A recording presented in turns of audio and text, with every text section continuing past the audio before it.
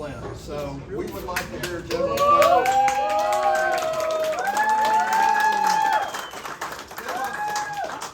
I'm actually here to see you. To see my rose. Nobody knows. Everybody. She always, I know, come on, stand up for a minute. She always comes up. She always right? She always wants to come and see me at these reawaken things that we do. But she never gets a chance. Her rose shows up. She does. So I want you to take a nice picture here, okay? I love you, Mom. She's wonderful. You know, right here. Hold on, it's the American spirit. He came to see Mira I did. This way. You know, because everything that she represents, right? Everything. Yes. She represents everything, I know. right? That's right. It's Represents my country. everything. Exactly. And yes. my It's pain. just our country, right? Our country. So, yeah, have a seat. I love you. I love you too. Swear to God. You know, Thank you, so, Now we're going to hear from the military. well, yeah, I mean, from my perspective, The military. I've talked to a bunch of you here tonight, and you know, America needs like a bath, a hot bath. I mean, a cleansing, Yeah, right? We need a cleansing, major. and you know, there is a very good reason why, when I came in and we sat down and talked, because we have to remind ourselves every so often why we have the country that we have, okay?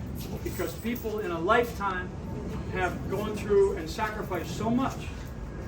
You know, everybody in this country, everybody is an immigrant.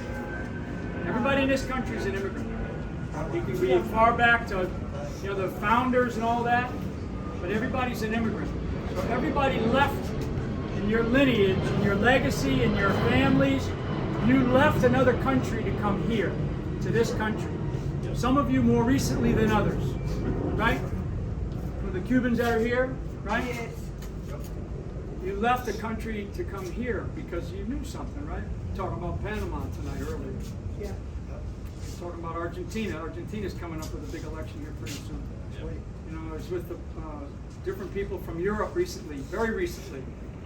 You know, I was in Detroit with a large Muslim community, Muslims, who are you know, they know where I stand, what I've said about the Islamic community, but yet I'm reaching out because if we don't have unity in this country for this country, not for Democrat or Republican, I actually am not. I don't care. I don't care about parties. But I care about one thing. One thing.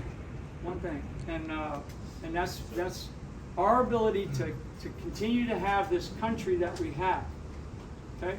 And this country that we have has been given to us, handed to us by the sacrifice and you know, and the tears and the blood and the sweat by so many people in our nation's history. And then all these people that came into this country, that came here from other countries after, you know, revolutionary wars and civil wars and world wars and all this other stuff. And then all of a sudden people started to go, wow, you know, look at this, I gotta go there. I gotta go there. People that get on boats, not just on this hemisphere, but I was with a group of people on Saturday that were Cambodians in Texas. And they got on boats in you know, off of Indonesia. Indonesia. You know, most of you may not even know where that is. It's literally halfway around the world. And they got on a boat with like 50 other people for a boat that might have handled 20. And they made it. They survived. They made it. They got picked up by a bigger ship at sea in the middle of the Pacific. And a woman just like you, Rose. A woman just like you, who's the mother of a group of people that I know. And you think to yourself, this is like in my lifetime. Okay, this is in my lifetime. Okay, you're in my lifetime. And so I want people in this country to, you know, don't do the normal thing and just go and say, okay, this politician or that politician, right? Challenge everybody, challenge everything. Talking to somebody about, you know, when was the last time I was joking with Jorge about, you know, zoning committee hearings, right? Zoning boards, right? People that buy a piece of property You got to wait for the zoning board. When was the last time you went to a zoning board hearing? Those people are elected. You know, Jorge said something very, very, it's so smart, but it's like common sense. Nothing that we do, nothing that we can do here will affect Washington, D.C. Maybe a little bit, you know, maybe you get, you know, there's enough money and these guys get off to the House of Representatives or the U.S. Senate. That's not going to change our lives. It's not going to change the life of this country. What's going to change the life of this country is going to be whatever everybody decides to do. Okay, what everybody decides to do. And maybe all you can do is pray. Maybe all you can do is pray. I want you to pray. Right? Maybe there's something else. Maybe you got a talent or a skill. You know, maybe you know somebody here and you push them a little bit. Maybe some current politician comes in and says, hey, I need your help. Well, what have you done for me lately? We need to be like, you know, this is a battlefield. We are on a battlefield, and it's the battlefield of America. And we are waging a massive, massive intellectual war, and we're waging a emotional war. This is very emotional, and we're definitely waging a spiritual war. I showed Rose earlier tonight a class. I gave a class to 5th graders recently. Okay. You know, class to 5th graders, and I went up to the school board, went up to the chalkboard, and I drew a line down the board, and I said, to the kids, these are 5th graders, right? You see that show about, you know, be smarter than a 5th grader. So I wrote the word good at the top on, you know, as I drew a line on the board. And I wrote the word good. I said, what's the opposite to 5th graders? I said, what's the opposite of good? Bad. Evil. See, you're not even as good as the 5th graders. Right? And then I wrote, what's the opposite of high? Okay, you're getting better. Right? What's the opposite of love? So which side of that line do you want to be on? Which side of that line do you want to be on? This is me, and with all of my experience and all of the things that I've done in my life, talking to 5th graders. And without like blinking an eye, they said, I want to be on that. I want to be on that side. Good. I want to be on the good side. Right. I want to be on the side that loves. I don't want to hate, right? Because I go down a whole list of things with them. These are 5th graders. So how old? Anybody got a 5th grader? They're like 9 Yeah, or 10. maybe no? 10, 9 or 11, 10. right? So 10, 11-year-old babies. Yeah. How come they know the answer to our problem? God's children. Wow. Right. How come they know that? You know? And I wrote all these down. Up, down, top, bottom, win, lose, truth, lies, healthy, sick, happy, sad, peace, war, Jesus, Satan, life, death, heaven, hell. It's simple. It's a simple place for us to be. And I will tell you that this side, which is the bad side, right? So this is the bad side of the line. You don't want to be there. But that's what we're up against. We're up against people, to me, and you know, you can agree or not agree. This is what I believe. We're up against people who have no faith. Okay? No faith. I know there's a lot of people, Christians, Catholics. I'm Catholic. I've gone after the Pope. Me too. Thank you. You know, so these are people with no faith, meaning that they don't have a soul, meaning that they don't understand, they don't have a conscience of good and bad, you know, or evil, right? This is what this is about, and I mean this. I mean this with every fiber of my being. And that what we need is when we look at these people, we have to stop as a country and quit pushing people into politics because they've always been the ones, right? Donald Trump gave up everything. That man gave up everything. And he's got all this beautiful stuff all over the world. And look at what they're doing to this man and his family. I know what they did to me. My family. I have my wife, 7 brothers and sisters. I have 9. I have like 60 nieces and nephews. They all feel what happened to me. They know because they know Uncle Mike. They don't care. These people don't care. They are definitely on this side of the line. Okay? They're sick. They're sad. Yeah. War. Endless war. They love war. Love it. They love war. Why? Because it just fills their pockets. It's a racket. It's a racket. So that's how I feel. Yes. And I want you to know, because like Jorge, he's standing at the right place. Okay? So this is like a wall, right? This is like the firing squad. Thank you. Okay? The two of us, I know this man, and I just met him tonight. I just met him. We're thinking alike. You know, I just met him this evening. The right chemistry. And you know what? And this is a guy that will stand at the wall with me. Okay? That's right. Or Have your back. if you look at it, like this, I tell people, I will meet you at the gates of hell. There you go. I will meet you there. I will kick you in the rear on the way in the door. And you know. I will be there too. Exactly. And this is how we need to be. This is where this is the emotion, but also the very controlled fear. Okay, because anybody that tells me that doesn't scare me, bullshit. That's right. You know, we have to control our fear. You know, we have to control these attacks that we get from the media or from our friends or from the neighbors or from your businesses. We got to stop. We have to control that fear that everybody gets. Don't worry about it. Don't worry about it. Take it. It's like take it as a, make you stronger. Right. Yes. Make you stronger. You guys, get into the political world. You know, and there's a few in here that I spoke to that have been through this. You go through the ringer, but most people back down. Do not back down. Do not back down. And and take it to them, right? Just don't say never back down. Don't be silent. Silent, right? Silent. Don't be silent. Silent no more. Silent no more, right? Silent no more. And let's So- make America great again. Yes. So, okay. So, I had your ice cream, I had your apple pie, it was awesome. It was awesome. And probably a little bit too much brisket. But I just want to say thank you all for being here and for honoring both of these guys. And I appreciate Jorge opening up and his beautiful. He calls it Mini Lago, right? Mini Lago. This is very nice. This is very nice. Very, very nice. And thank you for what you do. Yes. And for what you have done for our Yes. And what you have gone through. But I want you all to know that this is not over. We're trying. No. And it's not going to be over with an election, okay? The fat lady sings. Fighting. Right. Yes. Right. So, because all these other countries, we were talking about different countries tonight. And all these other countries around the world, they're all looking at this country. They're all looking at America, and they're going, please, please, Do it. right? Right. This is a new beginning. It's got to be. Hopefully. It's got to be. We are going through a revolution. You know, George Washington never ever referred to the American Revolution as that.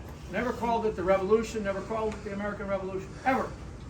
He always wrote about it, and he always called it the cause. Right. The cause, and it was the cause for freedom. And so we're in a new cause right now. You know, you can say there's a sort of a funny revolution. There's a funny feel to it because everybody feels it.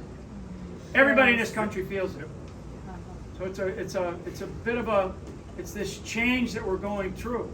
And so now our cause, it really does have to be, I believe, it has to be very faith-based. Got to be faith-based because we've got to be able to, there's one thing they can take away your freedom, but they can never take away your faith. So in my DNA, in our DNA, right? Yeah. Inside of our blood is this idea about faith and definitely freedom. So that's our cause, and we've got to be challenging. So, you can't deny me my First Amendment. You can't say... Second Amendment. Yeah, because of that. Yes. Because we're going right around there and we'll train. That's right. Thank you. Listen, I love these dogs. Do you see this man's dogs? I love these dogs. Thank you for leading us forward and giving us a foundation. Thank you. So just know that, like I tell people, I leave here. I leave here, and it's like, so tomorrow morning you wake up, next couple of days you give some thought to these kind of events, and you have to think about it, because the destiny of this country is going to be whatever you do, not what I do. I'm going to go off and go to another state or another place, right? And try to encourage people sort of the same way. So, and you leave, well, you're the team, right? You're Team America. So Team America, you gotta figure out in your own little communities, local level, and you gotta be like, okay, what are we gonna do? And faith. And always, never forget to look at the children. I tell Mr. Childa, Exactly. by heart, by faith, I know you are my president now. You are my president now. And you're gonna be my president always. Because the Lord asked you here for something. Exactly. You ask him if I tell him. Yeah. You see, I will I always see him. tell people that prayer is the most powerful weapon. Faith, when you pray and you have And they faith, can't everybody stand have it. faith. These They people- can't stand it. Rose, they cannot stand it. They can't stand it. They closed the churches. That's one of the first things they did. Is they closed Cuba. the What churches. happened in Cuba?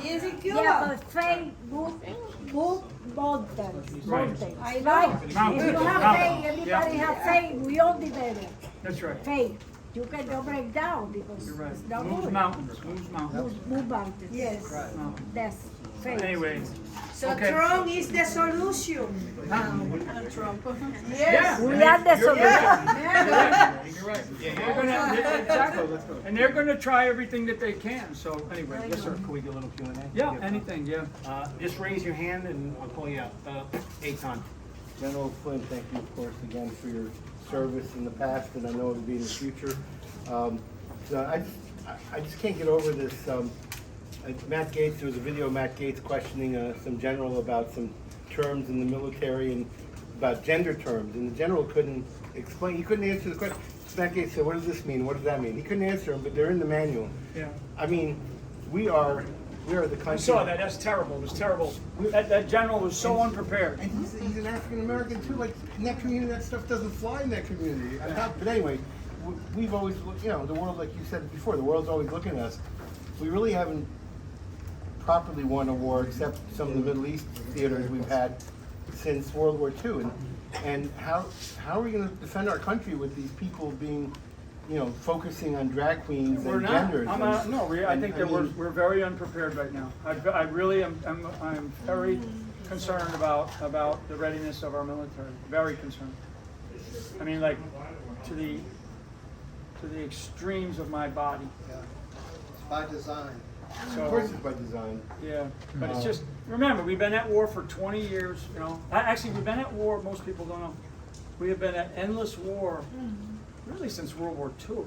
I mean, little conflicts here and there, but Yeah, we just came out of 20 years of fighting, I call it an enemy in bathrobes and shower shoes, Yeah. okay? And that's what we've been fighting. Yeah. But they beat us.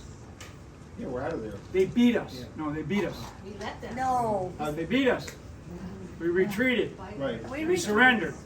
Because of. We surrendered. Now, But now before- from the military perspective, 20 years of doing that kind of operation, and then having to refit and rebuild and retool. For anybody, we got to retool. You got a business, and you got to retool it because you're going into the world of technology, right? You got new technology. You got to retool. We have to retool the entire military right now because if we're going to go fight on the plains of Europe, or we're going to go fight on the oceans of the Pacific, that's a totally different war. Yeah. Totally different. And we're not. I can tell you, we're not ready. So we're not ready. We might need to bring over some Israeli generals to train our people. There's plenty. There's good people. No, I'm just kidding. We got good people. Any other questions? It just takes leadership. That's all it does. That's it. And a focus. I mean, a laser focus on winning. Right? Win. Win, That's what win, you win. told me. Win, win, win. Win. That's right. You're gonna get tired with it. Don't say that. So George Soros has publicly said that he's passing the torch to his son, Alex Soros. His #1 goal is to take down MAGA, conservatives, conservative voices. We all know that there's going to be life past Trump once he is back in the White House. In the World Economic Forum, they have this agenda to go through this 2030, Agenda 21, and all this stuff, but not a lot of people are looking past the next presidential term. How do we take down Schwab, the young Soros? Is there even a game plan for that? Because I think there's going to be something well past the Democrats versus Republicans. It's really just globalists versus we the people, Well, I like and I think you're here to say it. So I just want to know your perspective of, okay, after Yeah, no, I mean, 2028, you what know, do we do? well, this is a big problem. So if you're expecting accountability from anyone in our government, don't expect it. Okay? Now, I watched Matt Gaetz the other day, and I got a lot of time for Matt Gaetz from what he stood up on the floor and talked about the speaker, Uh-huh. right? So, he's like finding his oats as a young guy and doing the right things, but don't expect accountability. Do not expect accountability. Okay? Don't expect it by this administration or by even our Congress. They'll play this thing out and play this impeachment thing out and all that. And don't expect it. The other side, Theater. expect them to try to put Trump in jail. On the ballot. Now these other yardbirds like Soros and his son, and guys like Klaus Schwab, I mean, if we ever get to a place where we're like back, and try to, I joked, and this is a joke for all the cameras that are on, right? Somebody asked me if Trump won and what, if he asked me to come back in, what would be the position that you'd want? And I said, I want to be Secretary of Accountability. Or I want to be in charge of the Department of Retribution. Oh, yes. I'm just kidding. Just kidding. Secretary of Payback. I wrote it down. So, but we have to have accountability. So that's really what you're getting at, because how can these guys pour money into these, these district attorneys, city mayors, council positions, school boards? This is no more just president and a Senate position and a member of the House. They're pouring money down at very, very low level, at very local levels. Okay? And we've been sleeping. Honestly, we've been apathetic and we've been lazy. Right. Okay? Sorry, but that's what we've been. The American people have been apathetic and lazy, and we've just sort of like, well, those people in politics are all corrupt. And we just keep saying it, and we go back about our business. Okay? The rise and fall of a nation happens very rapidly. Very rapidly. Ask anybody who grew up in Cuba. 2 years, went to hell. Okay? Beautiful, lots of opportunity, Peaceful. And we got other issues. Never mind, Soros and his son. We have a lot of other issues. We got massive issues. But they can be. Not all of them can be solved, but the big ones can be solved. The big ones can be solved. Okay, but it's going to require like a doctor, to come in. And we have it's like recovering, and with prayer too. You can recover from cancer. I've seen people recover from cancer, right? And if you think about, like the United States of America is like a body. It's like a human body. And you work out, but you all of a sudden you find you got, you do a biopsy and you get, it's cancerous. Well, our country has had multiple biopsies, and we have cancer all over our body right now, all over. It's all over the place. That's what my general, saying sorry that I haven't spoken. When in doubt, cut it out. There you go. That's right. And so there's going to have really to, did that in surgery. and there's going to have to be some of that. So that's a metaphor. That's a metaphor for things that must happen. Okay? Like people always ask me, well, if you were the president, what would be the first thing you'd do? And everybody thinks my answer is going to be get rid of the FBI. It's not. My first act would be to shut the Department of Education down. Thank you. Yes, thank Woo, you. shut it down. Yes, thank you. And the reason is because that's how they go from right up here, and they go right down to the school. Exactly. They go right. I know this. This Department of Education for many decades, they go through these organizations, these non-governmental organizations. Some of them are private, and they go right into the school system. Yep. And they go right into not through the state. They don't even tell the state. They go right into the schools, and they've been doing it for decades. Since '78. For decades. So. 1904, Columbia University. Yes, sir. Society met. that already started working on this. Yes, sir. No, Agreed. thank you for your service. Thank you for being here. My question is, for the younger conservatives, what are your marching orders? And for all of us here, Run for office. run for office, all of us Run here. for office. Run for office. Yes, Go sir. give it a shot. If you lose, learn something. Go do it again. Go run for office. Thank you, Or sir. go find somebody who you really respect, who you think got the right leadership skills. Tell them, get behind them. Tell them, no, you got to go do this. You got to go do this. We've got to get people who are in, you know, not just that, but leaders. Leaders. You know, ministers, pastors, priests, they're not trained in leadership. They're not. They're trained in how to run a business. Okay? To include the priesthood. Okay? Believe me, I know this. They're not trained in like leadership. So go find somebody who was a good leader. They got good traits. They're smart. They're personable. They know how to get people to do things for whatever people like them. But make sure that they're squared away. Make sure that they're not like at some little tomfoolery in their background. Okay, like they got, you know, they're married and they got a couple of kids and they got a girlfriend on the side. Don't have that. Can't have that.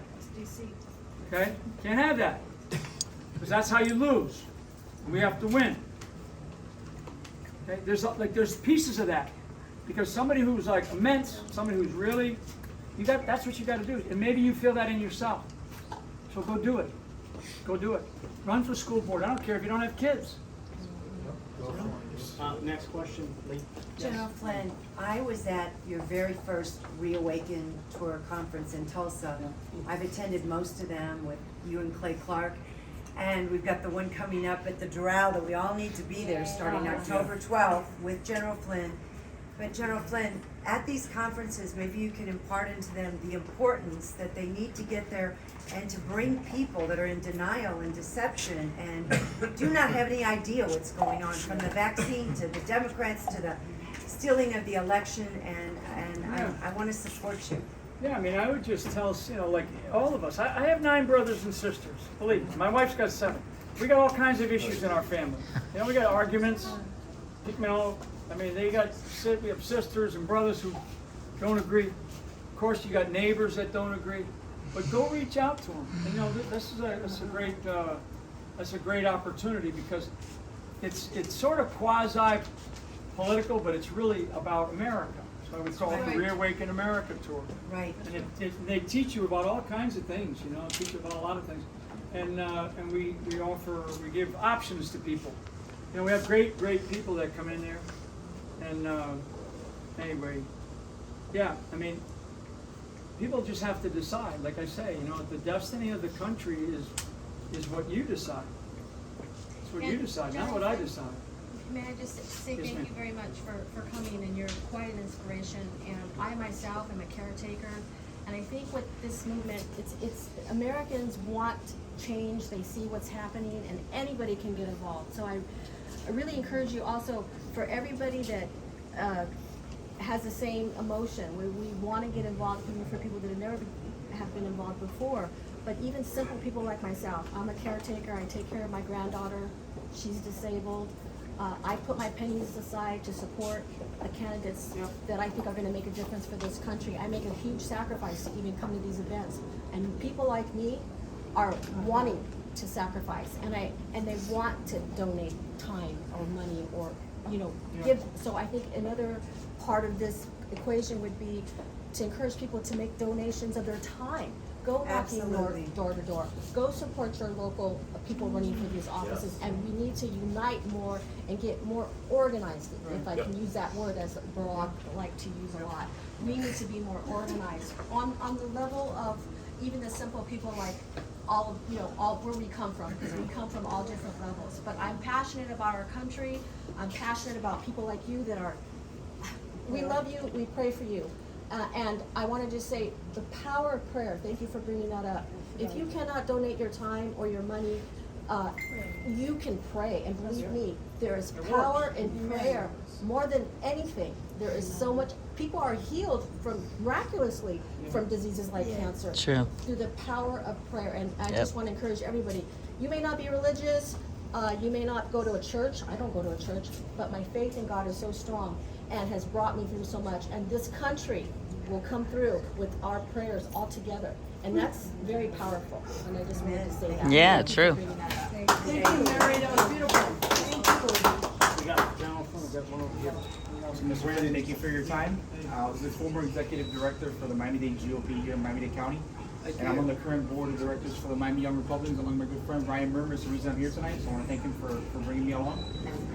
I want to tell everybody here tonight, what General Flynn, I want to echo your words, local action is the most important. What General Flynn said is very true. You know, Senate's important, you know, Congress is important, Washington DC is important. But where it's really going down is municipal government, school board, county commissions. And I want to highlight what Michael Flynn, what you've done, sir, because you've really brought that to light.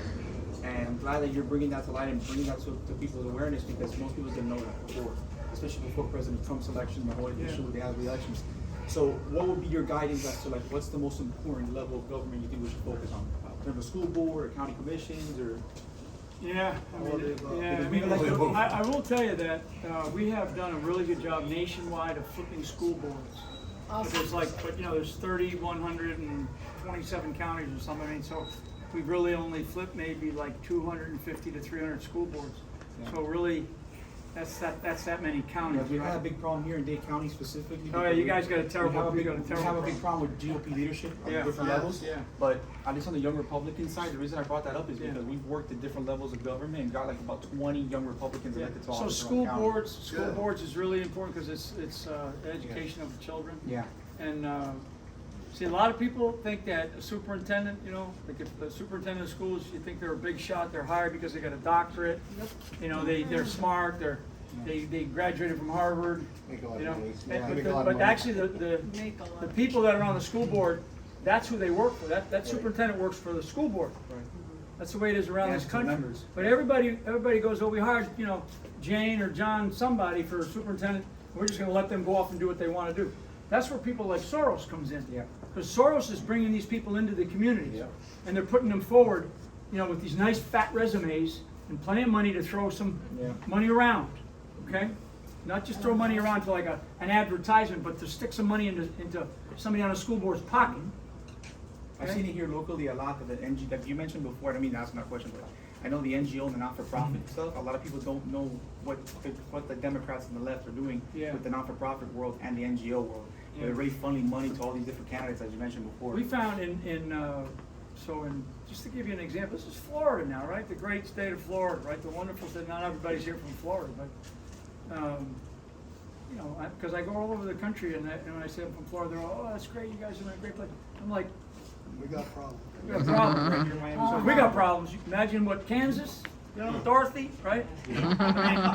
So in Sarasota County, so we were able to flip the school board, and it wasn't, you know, wasn't necessarily great. Okay, they kind of, you know, they did some things after. So interesting, we learned, right? We learned.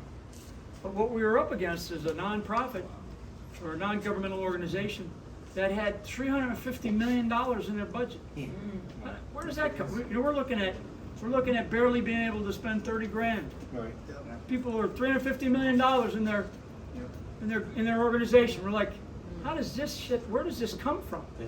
So you know, I know where it comes from, but for like some mom who's out there hustling, knocking on doors, and she's wondering, man, we knocked on 1,000, 1,500, 2,000 doors. How come we're not winning? Because there's so much money. So can we solve that problem today? No. But what can we do? We can expose it, right? Call these people out. Guys like you call them out.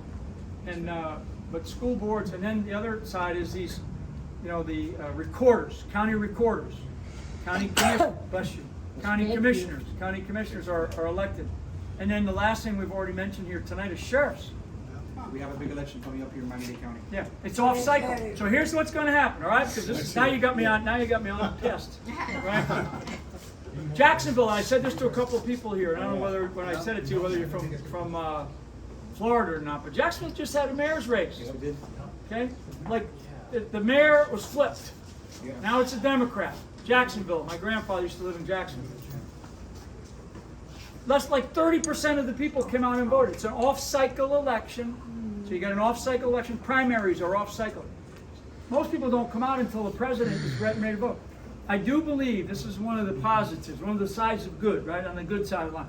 I do believe that the turnout, because people are afraid for this country. So I do believe that the turnout is going to be as high as we've ever seen it in the presidential election. But that may not matter. I mean, I think it'll help. I think it'll help. But it's these local off-cycle elections. I mean, the mayor of Jacksonville should be a Republican right now. Yep. It would have been easy for Ron DeSantis, who's to videotape him for Ron. So it would have been easy for Ron DeSantis to go up to Jacksonville one time and do a little rally and get the vote out. He's a traitor. Well, he didn't do it. He didn't do it. You know where he was? He was like in Iowa. Yes. This is not a bash Ron DeSantis thing, but I'm just telling you, this is the kind of stuff that we got to be paying attention to. These are details. These are tactics on the battlefield. If I don't pay attention to how much ammunition everybody has, how much food everybody has, how much water they got in their canteen, we would go by and we'd shake their canteens. You know, you do that because you're checking to make sure that they have everything that they need to win. Okay, you don't just say go win. You got to feed them. You got to get them the ammunition. You got to encourage them. You got to get out there and go, hey, I want you to win. I want you people to help Rose win. That's what we've got to do. So everybody at every level has got to be like I am. Okay, and there's plenty of people. There's people out there that are doing this. You know. But this is what we got to do. This is what we have to do, because otherwise, we're going to be looking at this country, especially the people that are here in this area. You're going to be looking at this country going, God, I left Cuba because I didn't want to live under communism, and now what am I going to do? Am I going to live under some American form of communism? You know, where I can't leave, I can't get on a plane. Okay, I can't use my bank account more than twice. I can't fill up my gas tank more than twice, okay, in a month. Maybe not even fill it up once. I mean, Power goes so off in I'll say, this is it. How about you can't even say what's in No, your this mind? is it for me. This Yeah, is it for me. that's right. So here's what I used to tell everybody on the battlefield, because my life was for the whole time I was in the military, my life was always about thinking about what our enemies could do. Okay, that's what I did in the military. The intelligence business, tactical in companies and battalions and on the battlefield. You always think about what is it that your enemy can do? What are the scenarios, right? And I would be like laying these scenarios out and they'd be going, where'd that come from? I'd say, if I can think it, they can think it. So when I stand up here and I say all these different things, right, about what is possible, like maybe there's not going to be an election in 2024. I don't know. But I can see a scenario where there's not one. Maybe Biden doesn't make it. I can see a scenario. Maybe Trump goes to jail. I can see a scenario. So these are all the things that I say, if my enemy can think it, or certainly if I can think it, they can think it. And they'll act on it because they're not. No conscience. They have no conscience and they're evil.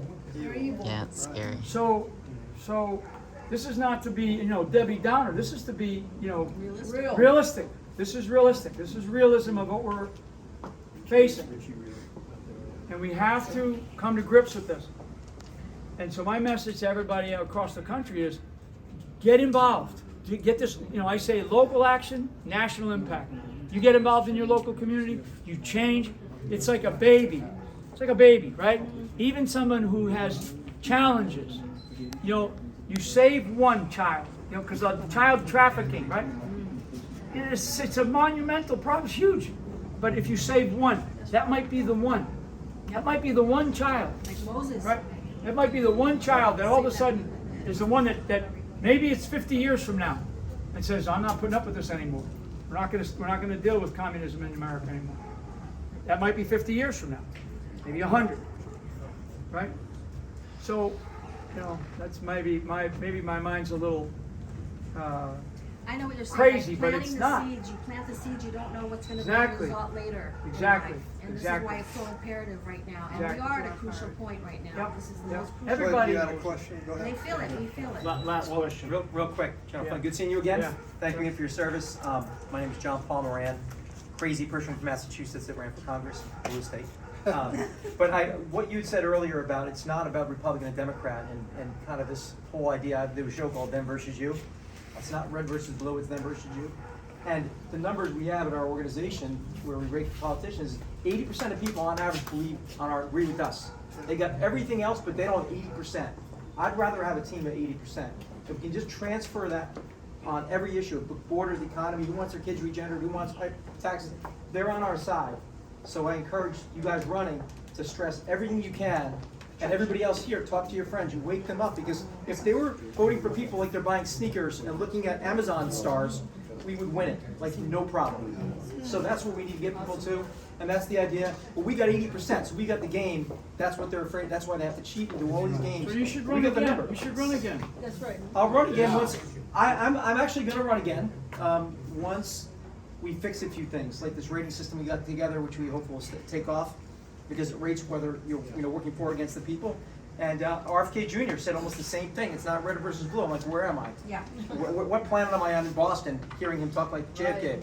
So there's a lot of hope. We do have the numbers on the issues, we have the numbers huge. We So let's definitely use have it. the numbers, that's what they're afraid of. That's what they're afraid of. We gotta find a way to make that work. That's what, so thank you. Any advice on that, General Flynn, about how we can, I mean, we have to get people to wake up because they agree with us on all the numbers. Yeah. It's like the Pepsi challenge. If they say, oh, I think are they Coke, they're gonna realize they're all America first, most people. So there's encouragement there. Any ideas about that? I mean, I agree. I just think everything you said is right. Just gotta get people, people gotta get involved. You cannot, if you can only pray, pray. 'Cause that may be all you can do. But if you can do more, then do more. Praying is a lot. And that's important. If you can only pray, pray. And grow, like prayer networks. It's funny, I got involved in them only a couple of years ago. And from those, I've met people now around the country that have come up to me and said, I was part of this thing and you came on it, we talked, And these are people on a call, right? You get them all, everybody praying at the same time. You ever been on one of these things? Yes. It freaks me out, It's like, but then you meet somebody physically, and you're like, they come up to you and they go, because of that, I'm now like on the school board, or I'm now a county commissioner, or I now work over here, or I volunteered to be a Republican executive chair or something in some county. I mean, that's one thing leads to another, and if you're positive and you're moving your life in a positive direction, one thing will lead to another, and you'll win. You'll win.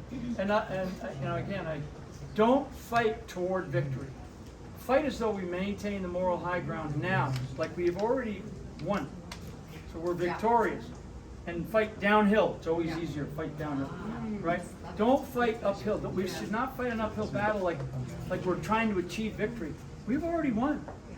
We've won. That's the 80%. I got 80% of the country standing on this moral high ground that I have. And now it's like, I'll fight downhill any day of the week. And that's how we want to think. I want people to think like that. Fight from a position of victory. Don't fight as though you got to get to victory. Right? You've already won. So, okay, everybody. That's it for me. Thank you, General Flynn.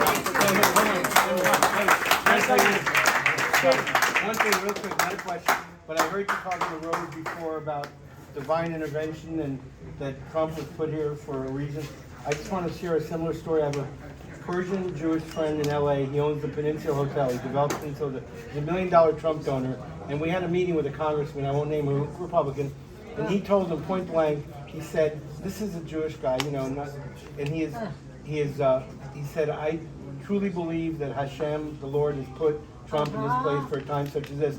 And the reason I mention is, you mentioned it, I can't recall any president or any politician at that level, maybe Reagan, but who people felt, nothing like this, because we needed this more, when Carter was awful, but the country, the mindset that wasn't where we are today. but that's my point, and it's very inspirational that so many people feel that way. For President Trump, people like Jim and Elizabeth, obviously you. But I just want to share the story because it's kind of, especially coming from the Jewish community, we don't have enough support, in my opinion. And this 80% votes for no, not Democrats. 80, but 39. no, it's not that bad. But anyway, the point is, we should all be inspired. We should all be inspired. We should all be inspired. I agree. That's all. Right. But, Right. and the Cubans are the best. The Cubans are amazing. They are amazing. Guys are amazing. We love the United States.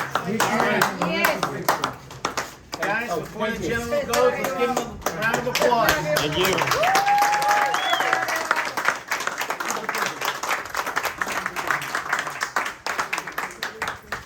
Future President.